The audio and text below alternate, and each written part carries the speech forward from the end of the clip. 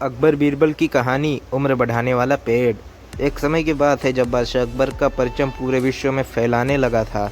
उसी दौरान तुर्किस्तान के बादशाह को अकबर की बुद्धिमत्ता की परीक्षा लेने की सूझी।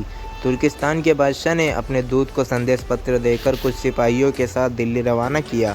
बादशाह ने पत्र में लिखा था, मुझे सुनने में आया है कि भारत में ऐसा पेड़ है जिसके पत्ते को खाकर इंसान की आयु बढ़ाने में मदद मिल सकती है।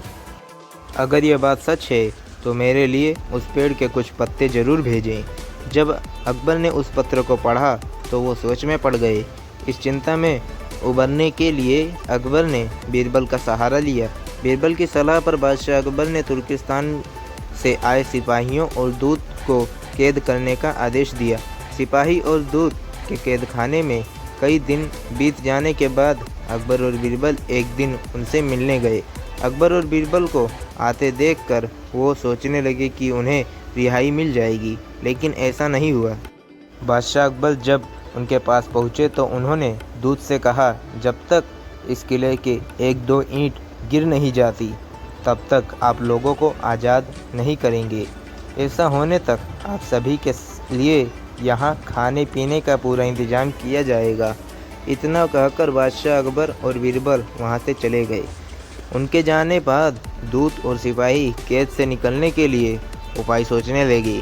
जब कोई रास्ता नज़र नहीं आया तो भगवान से प्रार्थना करने लगे। जल्द ही उनकी प्रार्थना रंग लाई और कुछ दिनों के बाद अचानक तेज भूकंप आया और भूकंप के कारण किले का एक भाग टूटकर गिर गया। यह घटना के बाद दूत ने अकबर के पास किले के दीवार गिरने की खबर भिजवाई। यह खबर सुनते ही बादशाह अकबर को अपना वादा याद आया और उन्होंने तुर्किस्तान के दूत व सिपाहियों को दरबार में प्रस्तुत होने का आदेश दिया।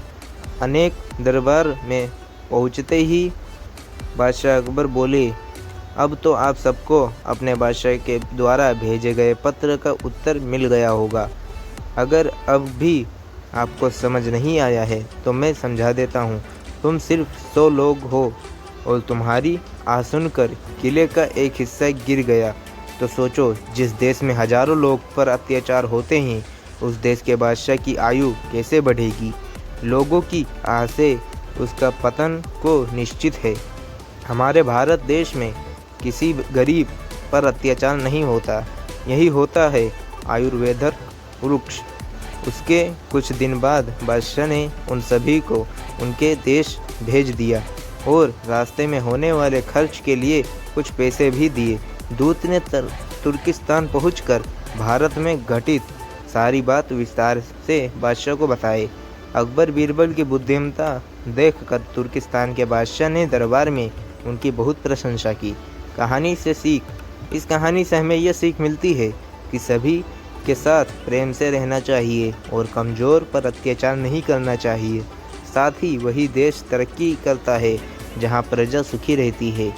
अगर ये कहानी आपको थोड़ा सा भी अच्छा लगा हो तो लाइक करें, शेयर करें, सब्सक्राइब करें हमारे यूट्यूब चैनल AR कहानियाँ।